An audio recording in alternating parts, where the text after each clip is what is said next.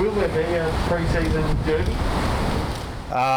There'll be some sort of scrimmage. I don't know if it'll be a derby. I think they're going to sanction across the comp.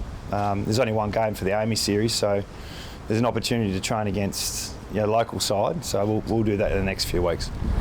No date confirmed yet for that? No, working through that.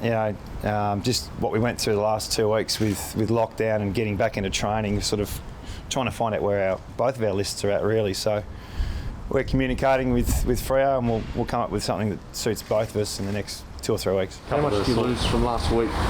That I don't think we lost too much. When we trained on Friday night, it was a pretty heavy week planned. Doesn't mean we go straight back into gameplay Friday night. So we got back into swinging things this week. So we missed a couple of sessions. Lost a couple of boys through injury, unfortunately, but no, we're okay. We're still on track. That's on the injury front. Just Jake and Josh you're talking about, or others? Yeah, just a few little tweaks and niggles. Nothing that's significant, but just a few things that perhaps we could have dealt with a bit better if we were at the club. But unfortunately, that's the way it is. Sometimes they're like bloody racehorses. They're that delicate with their bodies, and if you don't see them for a few days, and unfortunately we lost a couple. But that's normally you lose 1 or 2 a week anyway. So it's pretty much par for the course. So can you clarify that Jake and Josh injured themselves away from the club, just doing their own separate stuff? Yeah, Jake's he's had a bit of a tight back for a few weeks, and JK's got a bit tight in the calf, so nothing significant, but that's just part of pre-season. Are you expecting Kennedy to get up for the pre-season game? Yeah, look, that AAMI game's in March, so I'm pretty sure he'll be right by then. How did the week off affect someone like Elliot Yeo in his recovery? Not too bad. No, I think most of our guys, had to do their own thing for the lockdown, and then this week's been pretty normal with being able to get the medical assistance. So, no one's been set back too much, other than a couple of boys who pulled up a bit sore from some sessions. So we're good to go. Change of direction stuff was a big sort of target for him. Is he at that point yet? No, still working on that. Yeah, so we probably didn't get a chance to push anything the last 10 days, but his progression's coming along. It's still pretty slow though, so still touch and go for round 1. We're not ruling it out today, but it's looking more unlikely than likely. Does surgery come into the picture at all for him, or are you still adamant though? I don't think you can ever be adamant, but it's working the right direction for us. So yeah, we're still quite positive we're going to get a good result in the early part of the year. If he's not ready for round 1, are some of your other midfielders sort of sniffing opportunity, or do you have plans? They're always sniffing opportunity. Look, what I suppose, so Luke hasn't been available for a few weeks. He's back into training now. So we've just had a real good opportunity to train up some of our younger midfielders, and they've had a lot of, time in the senior side. So it's been great for their development. Ideally, we'd like our best players on the track, but yeah, we had a little cluster of mids a few weeks ago. I think Gaffey had a tight quad. He missed a couple of sessions, and Luke, who's back now. So we're sort of getting the soldiers back. But it's given even the kids we've drafted, with Zane and Luke and Izzy, they're all training in the midfield. They're in their first year, but they've had more exposure than ever. So it's, for every negative, there's been a positive. Duggan's elbow, it looks like he's spent a bit of time up there. We pushed him up there just in case. And we drafted him as a midfielder, and he snuck his way back, and he never looked back. So he's been training with the mids the last 2 weeks, and he's definitely impressed a lot of people. So he's ready to step up.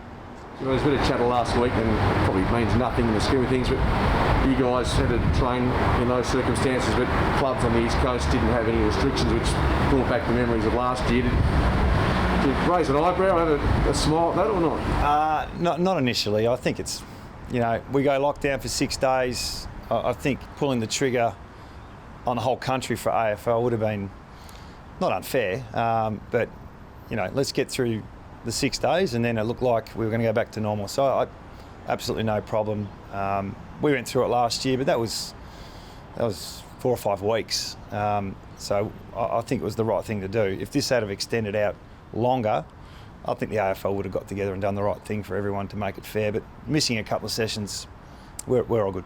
To that, you're still bracing for the fact, a couple of cases in Victoria today that we hope it'll be normal this year, but it may still be a bit all over the shop. It may be, yeah.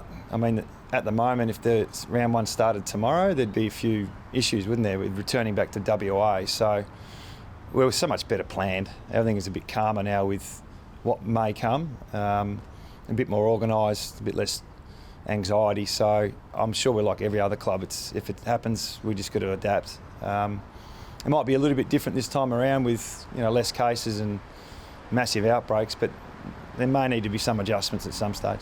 From what you've been told at the moment, what do you think the chances are of the season beginning in a hub type situation as opposed to the fixture as a... You just got to watch the news every night whether that's going to happen. We're dictated by COVID really. So the women are going through their issues at the moment. I think we've got our women going over for 2 or 3 games without coming back because of the restrictions we've got back here. They play in Victoria, they play in Queensland, and I think that's going to happen with us at some stage. But it really is the norm now. It looks like all your ruckmen are fit. How's that situation going and sort of working out with your employees? Really good. Yeah, Nick's had a really good look for pre-season again for the 2nd year in a row. Touch wood.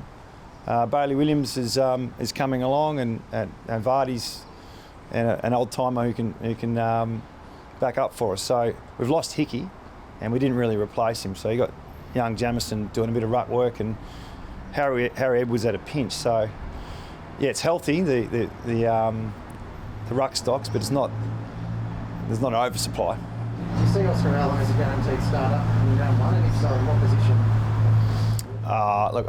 At the moment he's tracking really well, and he's been playing up forward. Last year he played in the ruck a lot because of the game. He went for 100 minutes. I don't know if that's going to happen this year with a 125-minute game with 75 rotations. So we'll have to see that. I think he'll pinch hit, but he'll mainly be forward. Adam, the Rioli case remains unanswered. Have you been given any indication about what's going on there? No, I mean, all I'm thinking about is Willie and what he must be going through, but nothing's changed. We haven't heard no update, no direction, and he's on our list, and we want to keep it that way. But we'd love to know for his sake more than anything. It's getting more frustrating the closer the season now. I don't think it can get any more frustrating.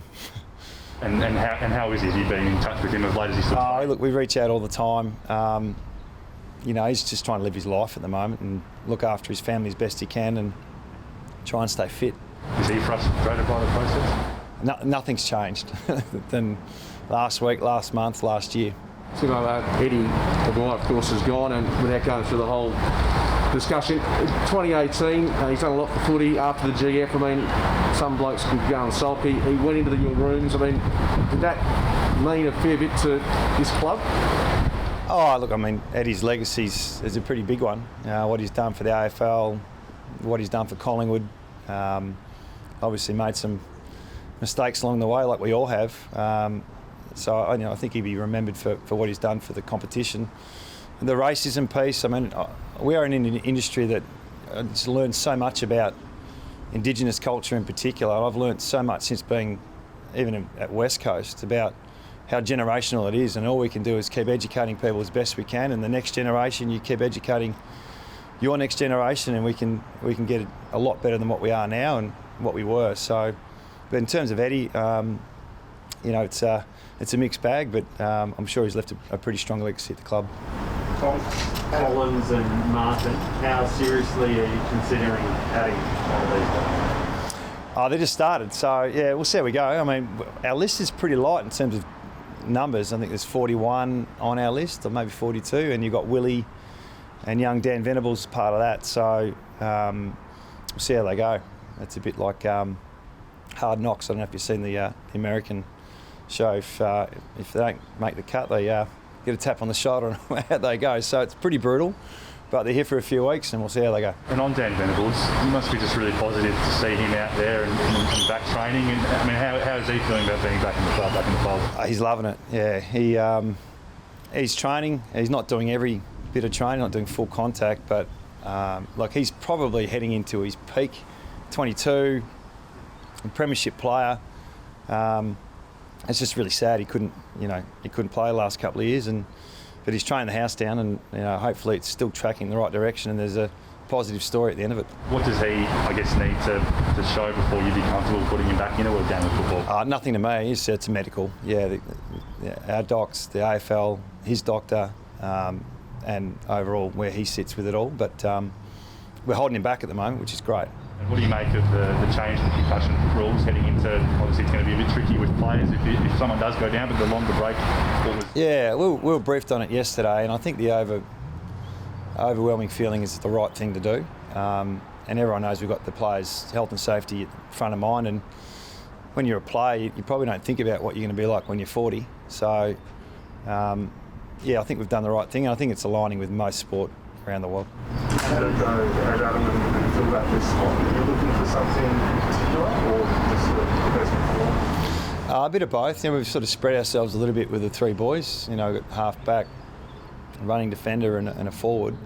So, yeah, we'll look at it and just see where they fit and see what the list needs. You don't know with injuries as well, and we're sort of waiting on the Willie result. That's part of that. So we'll get through that. Adam, just back on really quickly, how long will you need to get him back in condition to be like to go for footy and to keep him fit at the moment? But yeah. Does that emphasise you need to get him? Yeah, that's probably the last thing in my mind. How long would he take to get back to play? Just getting him back would be, you know, it wouldn't worry me if it was half a year. Could be 2 weeks. But let's just get a result for everyone, in particular him. Adam, the new rule this year about the man on the mark can't move. Yeah. How much thought have you given it, and do you think it'll change the look of footy much? I feel like at the moment everyone's training speed with the man on the mark rule.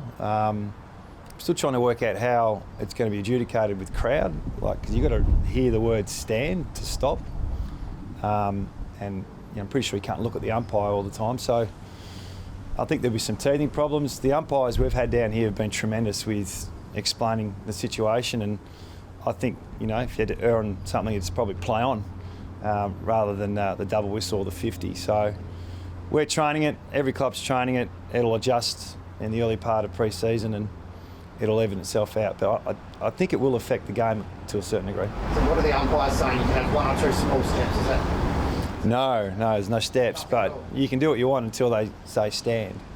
But you better have good ears. Does it allow you to go quicker? Not having the man shifting, is it going to? I think it'll encourage it, yeah. So we'll see what happens. I mean, most of the rules we've had in the last 3 or 4 years, teams have adjusted pretty quick, and it hasn't really changed the game to a major degree, but I feel like this one might pivot a bit more than the normal one. So we'll see how we go. Could be wrong.